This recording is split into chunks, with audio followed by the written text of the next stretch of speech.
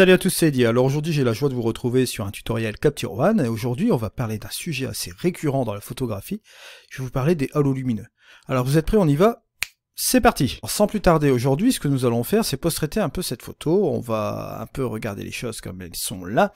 J'ai un sujet principal qui est ici, vous voyez celui-ci, cette fameuse roche qui prend vraiment toute la place ici et cette falaise qui est là, ainsi que mon petit phare qui est ici. On a aussi les nuages qui sont là. Bon.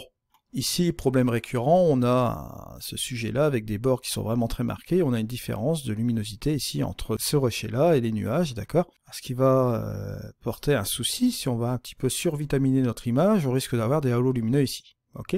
Je vais vous montrer tout de suite le phénomène, sans plus attendre. On va d'abord faire un petit recadrage en 16/9, d'accord? 16/9 ici, ok? Et on va recadrer cette petite photo, juste comme ceci, voilà, on va regarder avec la grille, éventuellement, là c'est une grille en 4/3, on va classer le sujet juste comme ici, c'est bien, impeccable. Et on va simplement appuyer sur une petite main, voilà, juste comme ceci. J'ai enlevé la grille. Alors, on va simplement ramener cette chose-là, un histogramme, voilà. Ensuite, on va déboucher un petit peu les ombres, légèrement. Voilà. Et si ce n'est pas suffisant, vous pouvez déboucher aussi avec le point noir. On obtient ce résultat-là. Voilà. Maintenant, je voulais vous parler du fameux phénomène de halo lumineux. On va en parler tout de suite. Regardez, si je ramène mon curseur de clarté à fond, voilà, j'exagère pour que vous voyez bien la chose. Que se passe-t-il? Alors, si je regarde mon histogramme ici, ça le gonfle forcément au niveau de la tonalité, bon voilà, ça a tendance aussi à taper au niveau des tons moyens ici, au niveau de la clarté, bon on le voit bien, mais là, au niveau des bords, ce qu'on se rend compte ici, on a ce fameux phénomène de halo lumineux, ok? C'est-à-dire que ça fait un petit peu un effet lampadaire, on peut dire, autour du sujet. Pourquoi? Pour la simple et bonne raison, parce que bon, on a un sujet ici, c'est-à-dire une luminosité un petit peu moins importante qu'ici, d'accord? Donc différence entre ton clair et ton foncé, regardez ce qui est en train de se passer, boum, ça fait cet effet-là. Ok? Donc au niveau des bords, on peut pas l'éviter là, ici, si on va en exagération, le problème c'est qu'on affecte sur toute l'image, et regardez cet effet-là, c'est vraiment pas terrible. Alors, la solution que je peux vous préconiser ici, c'est simplement d'appliquer la clarté en manière locale. Comment appliquer la clarté en manière locale? Ben, vous allez prendre votre petit pinceau qui est juste ici, d'accord? Et vous allez me passer un petit coup de pinceau comme ça, pour activer le calque, vous allez vous mettre sur un calque, comme ceci, et ce qui va se passer, vous allez vous ramener avec de la clarté.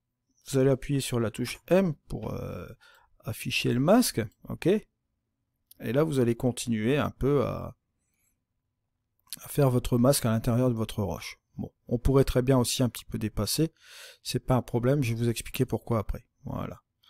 Là, je le fais vraiment vite fait pour vous montrer un petit peu la chose. Technique assez rapide, voilà. J'ai débordé volontairement, vous allez comprendre pourquoi après. Voilà, je vais revenir aussi sur ces deux sujets-là. Là, ici, là, voilà, et là, ici. Bon. On y est.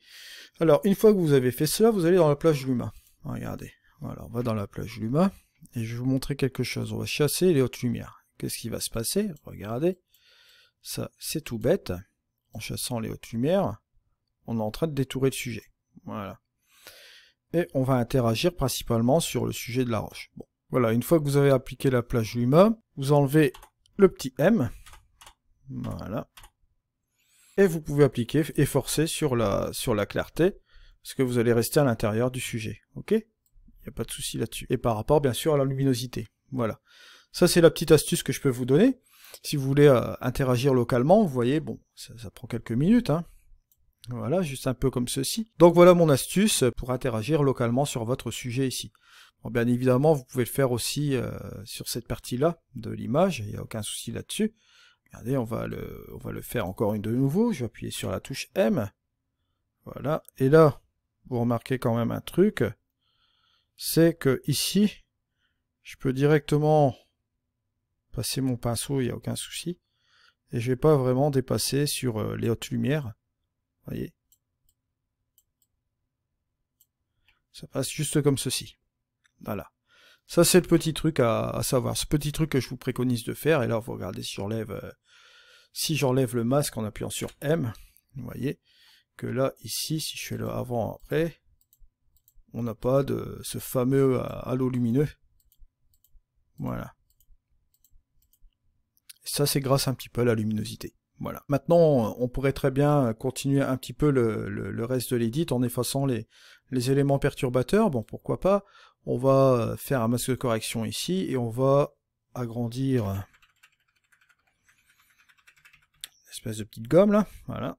Je vais effacer cette petite partie de cerf-volant là. Cette partie là. Voilà.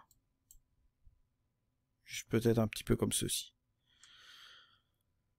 Voilà qui est fait. Maintenant, je serais curieux de voir, en ajoutant un nouveau calque de réglage, bon, rempli cette fois-ci, je vais ajouter un petit peu de saturation, juste comme ceci, une petite dose. Voilà, ça c'est sympa. Et si vous regardez bien ce qui se passe sur la roche... Alors, maintenant, si vous voulez rajouter encore un petit coup de netteté, pourquoi pas, hein. On va y aller là. Et au niveau de la netteté, on va rajouter un petit peu de montant, juste comme ceci. Voilà. Je fais la différence en laissant la touche Alt appuyée avant, après. Voilà. Ça fait une petite touche finale qui n'est pas trop mal. Si vous voulez regarder l'image finale en plein écran, bon là, vous appuyez sur CTRL B comme la dernière fois, CTRL T pour les tools, et F11 bien entendu, vous avez la possibilité de le voir comme ceci. Ou l'autre petite astuce, bien évidemment, c'est de remettre tous ces outils-là, B et T, et de regarder cela en diaporama. Vous mettez sur pause, et voilà le résultat. Je vous remercie de m'avoir suivi, on se retrouve pour un prochain tuto, c'était Eddy, allez, au revoir.